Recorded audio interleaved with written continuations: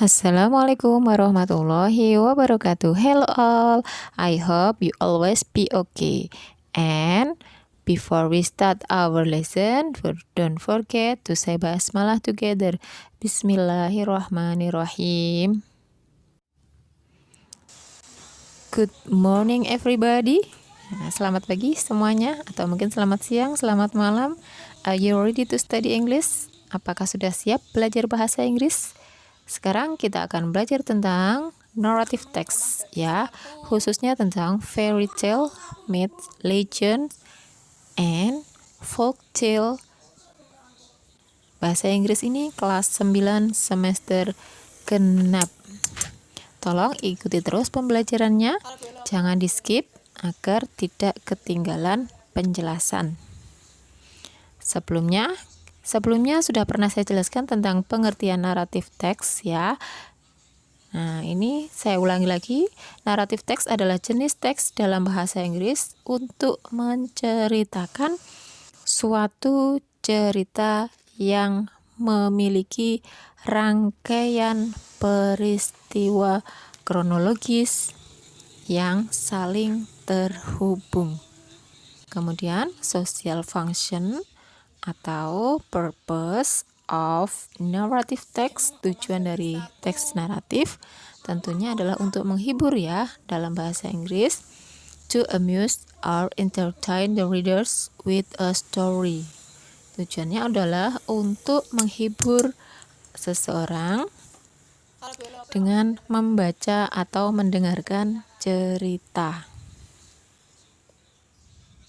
Kemudian struktur penulisan dari narrative text atau generic structure-nya ini juga pernah saya sampaikan di video sebelumnya. Ini kita ulas kembali. Pertama ada orientation. Orientation adalah yang isinya pengenalan tokoh, waktu, dan tempat kejadian, biasanya ada di awal paragraf. Kemudian ada complication atau masalah atau konflik yang dihadapi. Selanjutnya ada resolution, penyelesaian masalah. Dan biasanya yang terakhir reorientation, bagian penutupan. Biasanya ada moral message-nya, ya, atau pesan moralnya pada bagian reorientation. Ada 5 narrative text yang akan kita bahas. Nah, biasanya berupa cerita imajinasi atau fiktif, ya, atau tidak nyata, seperti dongeng, ya. Itu kalau dalam bahasa Indonesia. Kalau dalam bahasa Inggrisnya adalah fairy tale, cerita rakyat. Kalau dalam bahasa Inggris itu adalah folk tale, mitos, myth, fabel atau cerita hewan, kemudian legenda. Kalau di Indonesia sendiri yang sangat terkenal adalah Malin Kundang, Bawang Putih, Bawang Merah. Nah, ini fairy tale. Kita semua pernah atau bahkan sering mendengar fairy tale, dan banyak dari kisah masa kecil favorit kita termasuk dalam kategori ini. Fairy tale adalah jenis dongeng berisi peri, putri duyung, dan keajaiban-keajaiban dunia peri lainnya. Dalam cerita kita disuguhkan dengan elemen-elemen yang fantastis atau kejadian magis lainnya, seperti cerita seorang gadis bisa tidur selama 100 tahun, atau labu bisa berubah menjadi kereta. Beberapa contoh fairy tale antara lain yaitu Cinderella, Pinocchio, Snow White, dan masih banyak yang lain. Selanjutnya ada folk tales. Folk tales adalah cerita rakyat yang juga berasal dari tradisi lisan, diturunkan oleh rakyat pada zaman dahulu dan diceritakan kembali kepada mereka yang hidup pada zaman sekarang ini. Istilah cerita rakyat dikenal juga dengan istilah dongeng, karena cerita rakyat dapat memiliki pelajaran dan pesan moral di akhir cerita.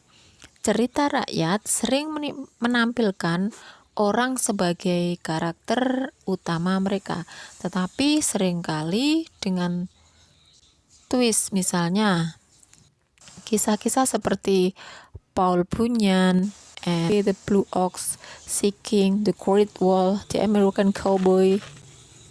Ya, banyak sekali ya cerita-cerita folktale. Folktales ada di setiap negara. Setiap negara memiliki cerita rakyat sendiri. Indonesia memiliki cerita rakyat yang terkenal seperti Sang Kuryang, Timun Mas. Terkadang beberapa negara memiliki kisah tradisional yang sangat mirip seperti kisah Stone Soup diceritakan di seluruh dunia. Cerita rakyat Stone Soup ini memberi kita pesan atau pelajaran hidup agar orang-orang untuk bekerja sama, berbagi sumber daya mereka, dan menunjukkan keramahan kepada yang membutuhkan di antara mereka. Selanjutnya ini ada myths, atau dalam bahasa Indonesia kita menyebutnya mitos, bercerita tentang kejadian alam semesta dunia dan para makhluk-makhluk yang menghuninya. Bentuk topografi, kisah para makhluk supranatural, serta lain sebagainya. Mitos adalah cerita dari setiap budaya yang selama berabad-abad telah menjelaskan fenomena alam dan menjawab pertanyaan orang-orang tentang kondisi manusia, kisah asal dan penciptaan, kisah tentang kehidupan, kematian, dan kehidupan setelah kematian. Mitos muncul sebagai catatan kejadian sejarah yang terlalu dilebih-lebihkan, sebagai alegori atau personifikasi untuk kejadian alam, atau juga suatu penjelasan mengenai ritual.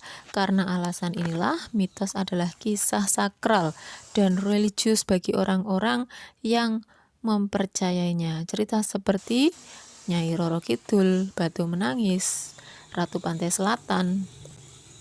Kemudian ada legends. Menurut buku Sari Kata Bahasa Indonesia, legenda adalah cerita rakyat zaman dahulu yang berkaitan dengan peristiwa dan asal-usul terjadinya suatu tempat.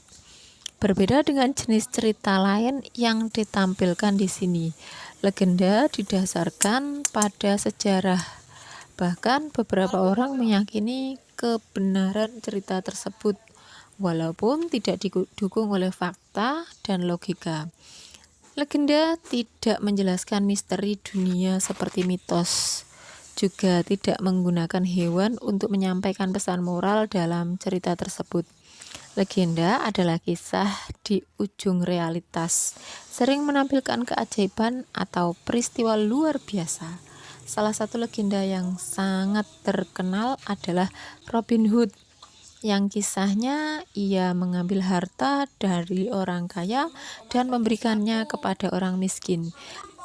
Di Indonesia sendiri ada beberapa legenda yang sangat terkenal seperti Maling Kundang, Candi Prambanan, legend dan legenda-legenda yang lain ya.